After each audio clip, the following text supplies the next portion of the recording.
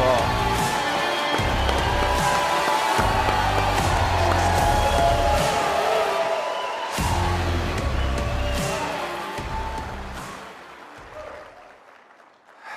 Thank you for that warm greeting. It's always a blessing and a little bit unnerving to have your son at the podium. Look, I look out here and I see you all. I feel really at home, and thank you for that.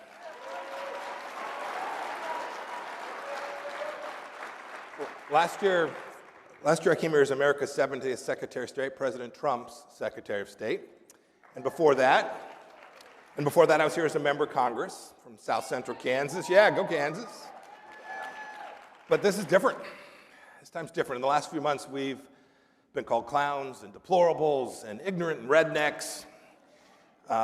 We've been called the evil resistance. The New York Times think I'm the worst Secretary of State of all time. Yeah.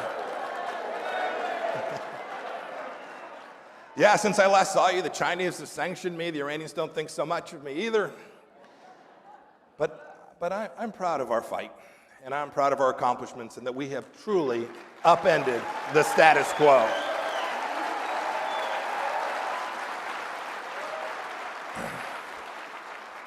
We've demonstrated enormous resistance to socialism, to the woke cancel culture. I'll talk some about that.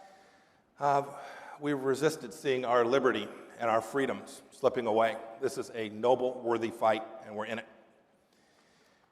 We fought hard. We fought for it hard on nearly every front, and we will always fight for it.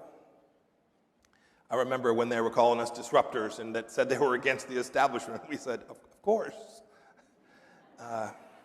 Now I want to tell a little story. I think I come by this disruption and shooting straight very naturally. And in the Pompeo family, I've been compared to my grandpa. His name was Earl Mercer. Now, Grandpa Earl always said what was on his mind. He was pretty rough cut from Kansas. He worked hard. He never won a Mr. Congeniality contest, even in Mitchell County.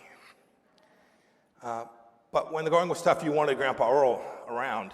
In the 1930s, Grandpa Earl was the sheriff of Mitchell County, Kansas. Population day, a little bit less than 6,500. My mother, Dorothy, was one of Earl's and Grace's 10 kids. I had an Uncle Richard. He was the last of the lot. And he was going to run for re-election as sheriff. And Richard decided that, there was good money. There was really good money in homemade gin.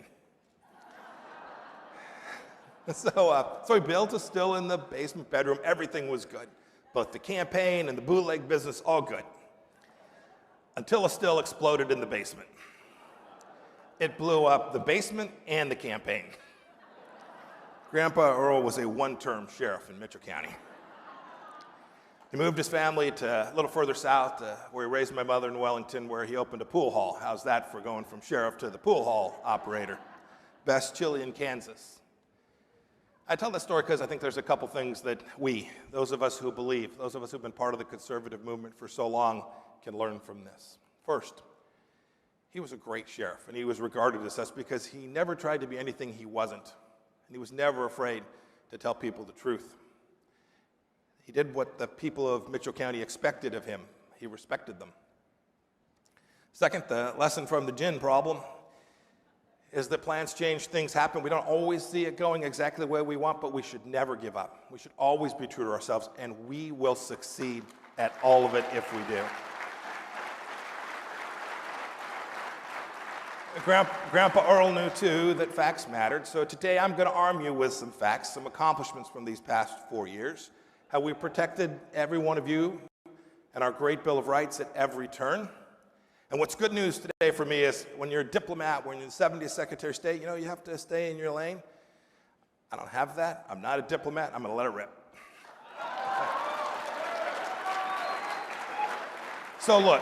Where did we begin? We began with you. We began with workers all across America who we put back to work. We put back to work women. We put back to African Americans, Asians, Hispanics, everyone. Everyone was back working. We did that. President Trump did that. Our team understood that this mattered. We focused on the economy that put Americans back to work. We did it by also securing our borders, giving Americans the chance to make a good wage and a chance to take care of their families. And we also, I'm from Kansas, don't forget, we built American energy jobs too. We rolled back regulations on job creators, and we wanted everyone to take risk and grow their business and create opportunity for people all across America. I heard this time and time again. I remember I ran for Congress in 2010 when President Obama was in office. Employers and workers had both lost confidence. We restored that confidence. They knew we had their back, and we knew we'd support them, not burden them. We wanted them to be successful.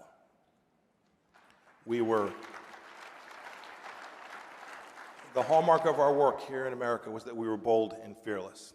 And when I hear Democrats pretend they care about jobs in America. But before the seats were warm in the Oval Office, they destroyed 10,000 jobs in a pipeline. And I see too, my predecessor's predecessor, green geek John Kerry, right? He thinks these folks are all going to go make solar panels. I'll tell you what, you ask the good people of Midland, Texas, Oklahoma, or Kansas, or South Dakota, or Pennsylvania, you think petroleum engineers and rig hands are going to go out and make solar panels? No, and you can bet this too, those cheap Chinese solar panels will start flooding into America like you have not seen. And this won't be good for the United States of America. Now, don't get me wrong, sometimes we get accused, say we don't care about the environment, we create jobs that destroy the environment. That's just not true. We simply didn't do it. We didn't protect the environment on the backs of American workers. There were more job openings than people looking for work for much of these past 4 years. It was an amazing accomplishment.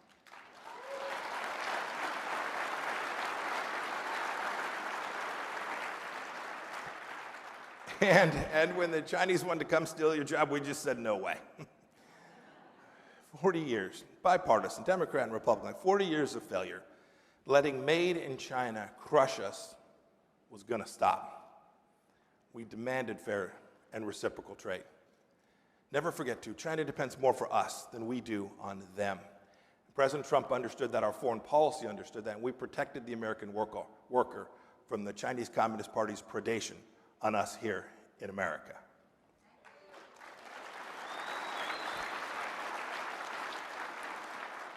Now, my job often took me overseas. We protected our freedom abroad. We kind of did it like Grandpa Earl did. We were honest, hardworking. We treated the world as it is, not as we wished it were. We weren't going to live in fantasy land. I will tell you, I walked out of some very quiet rooms in Europe.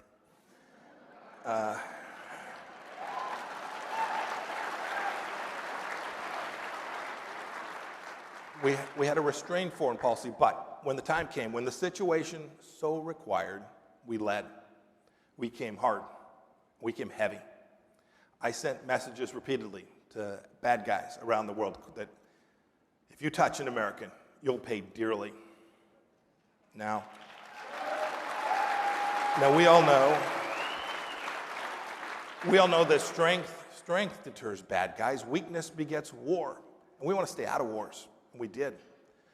I was with the president so many trips, and he would tell his counterparts across the world, he would say, look, I'm going to put America first as the president of the United States, and I expect you will put your country and your people first. And we'll work together and accomplish this for both of our countries, and we did that. You know, America first is right for America. It's right for each of us. America first secures our freedom. And the entire world benefits when America is fearless and bold and strong. Let me just tick through a few ways, right? So first, we show up, Paris Climate Accord. It was a job-destroying joke, so we said au revoir. Yeah. Look, we all want clean air, safe drinking water, but the Paris Agreement was a fantasy for elite diplomats who just wanted to virtue signal. And when President Biden re-entered this deal, I can tell you that Xi Jinping was smiling every single minute, and the American workers lost. We, too, spent a lot of time. We defended America in the Middle East, and we defended Israel in the Middle East, too. We were told a number of things. Right? This was what establishment foreign policy meant. It says we were told that you can't sanction the Ayatollah in Iran, and you can't stop sending pallets of gas to the leadership. There'll be a war. Well, we did, and there wasn't a war.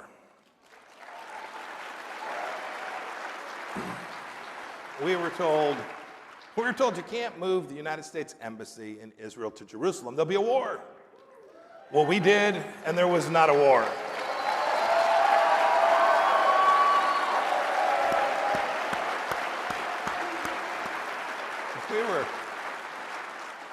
We were told you can't allow Israel to have its rights in Judea and Samaria and in the Golan Heights. There'll be war. Well, we did that. We righted that, and there was no war. We were told, and this was believed for a long time, that you can't secure peace in the region, in the Middle East, between Arab nations and Israel without buying off Palestinian kleptocrats. You'll create World War III. But we did. The Abraham Accords forged a real peace in the Middle East.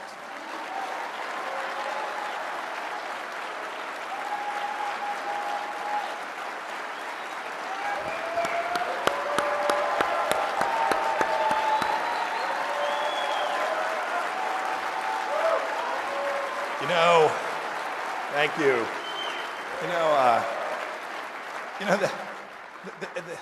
The Abraham Accords rewrote decades of failed shuttle negotiations because we were willing to go against the elites of the foreign policy established both left and right to secure American freedom and to champion your values.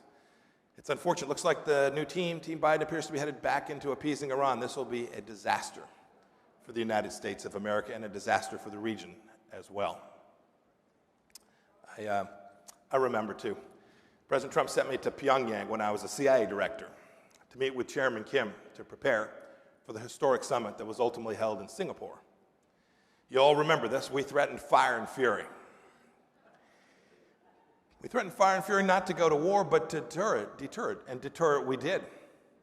You know, since those two summits, one in Singapore, one in Hanoi, the North Koreans haven't tested a long-range ballistic missile, and they haven't tested their nuclear weapons. Exactly 0 tests have been conducted. That's real foreign policy.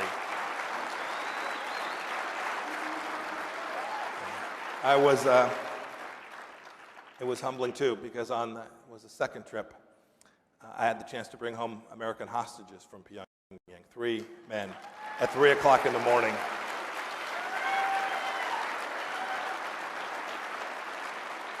And America first always means never forgetting about our warriors.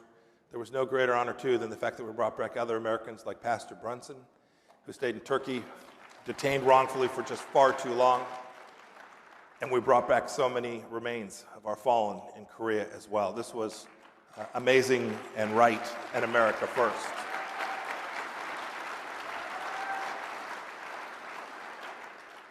So how many of you remember Qasem Soleimani, Allah rest his soul? This was the Iranian general who was trying to cause trouble for America.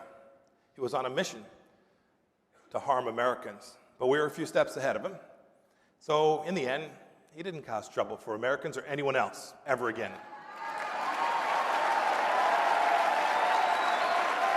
Do you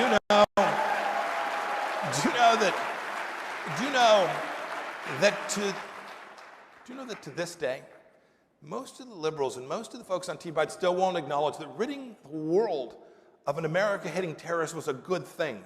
This is fantasy. Look, we drew a red line when the Syrians gassed children and women. And we told them, don't do that again. And when they crossed it, President Trump ordered 70 plus beautiful American-made Tomahawk missiles to let them know that we weren't going to allow them to kill women and children. America first takes real courage, takes a Secretary of State willing to walk into a room and tell it like it is, and a president who will have his back. We had that.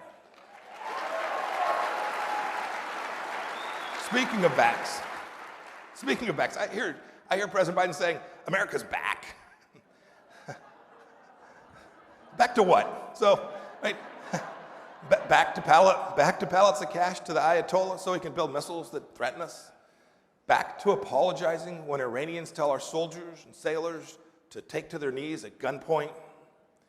Back to President Biden killing a pipeline? Back to all the things that put America at risk? Back to supporting a pipeline in Europe that'll create European jobs? This is not where we want to go back to any time at all. And we certainly don't want to go back to letting China have trade deals that kill our jobs right here in America. We can't afford it. We can't afford it. It's not the right thing, and we don't have to do it. We must be bold, and we must always put America first. You know, we spent a lot of time talking about being canceled. I was really happy that this is being aired on television, not canceled, at least for the moment. We worked tirelessly with great success to deliver on our values, American values that have made this such a special, unique nation. Look, this country was built on what our founders understood and then the Bill of Rights that came behind that Constitution. They built a nation recognizing that our rights come from our Creator and not from any government. Our union becomes more perfect every time we defend our sovereignty and we defend our borders. And I'm proud that we were the most pro-life administration in the history of the United States of America.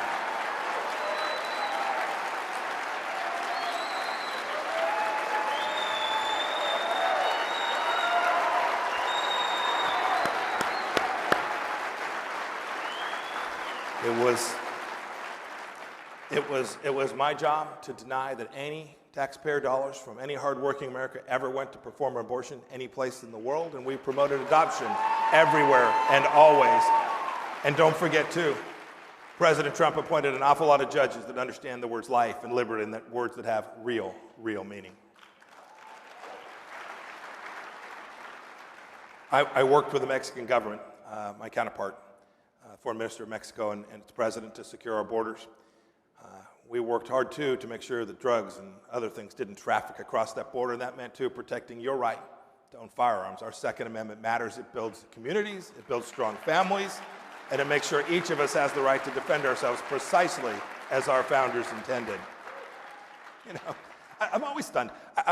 Liberals pretend to care about the poor, and then they side with the union bosses against the workers. They pretend to stand for children while kids in Democrat-led inner cities aren't in front of computers like they think they are. They're struggling to figure out how to stay safe from drug lords and how to get a meal. That's not good leadership. It's not America First leadership. It's not taking care of those people you're charged with protecting.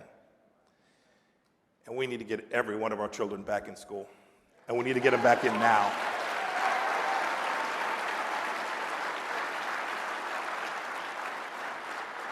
I was a soldier about 25, 30 years ago and about 100 pounds ago, too. And when I hear Democrats say they want a strong America, I know that they are working to undermine it. Sadly, mark my word, they're going to gut the defense budget that we worked so hard to build. They'll do it to pay for their Green New Deal. It kind of makes me mad, right? They're going to trade Army green for AOC green. That is a bad trade. And as I said before, our young men and women, we don't want to put them in harm's way. We don't want them to go to war, but when we're weak at home, when we don't stand up for our military, the risk of war increases when deterrence fades. We cannot let that happen. They want to defund the police while they barricade the Capitol. This is backwards. And canceling our freedom to assemble peacefully while censoring our communications online is completely antithetical to what our founders understood about America. You know, it reminds me, when I headed off to West Point, my parents couldn't afford to fly to New York. I grew up in Southern California. So they left me at the airport. My mother was happy and all kinds of feelings. My mother was a cigarette-smoking high school graduate who was the most decent and toughest woman I've ever met. She said, Mike, she pulled me aside. I think she didn't want my dad to hear this. She said, Michael, I know you're a grinder. Don't ever let them wear you down. Wear them down. I've never forgotten what my mom told me that day. We'll all remember it. Keep grinding, keep championing American values. One more story. The smartest, best CIA officer that I ever came to know. He worked closely with me. He was a former Air Force Special Operations officer.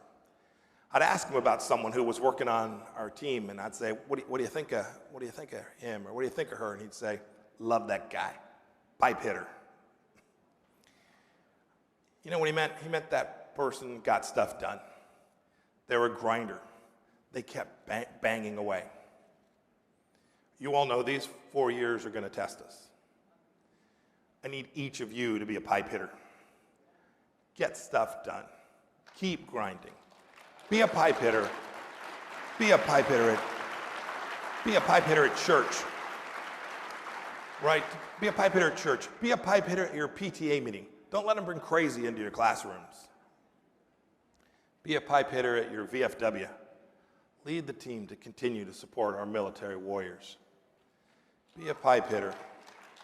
Be a pipe hitter when they tell you they're closing the mine or the factory because of some green vision. Keep it open. President Reagan, a real pipe hitter. President Reagan got stuff done, and he once said, if we lose freedom here,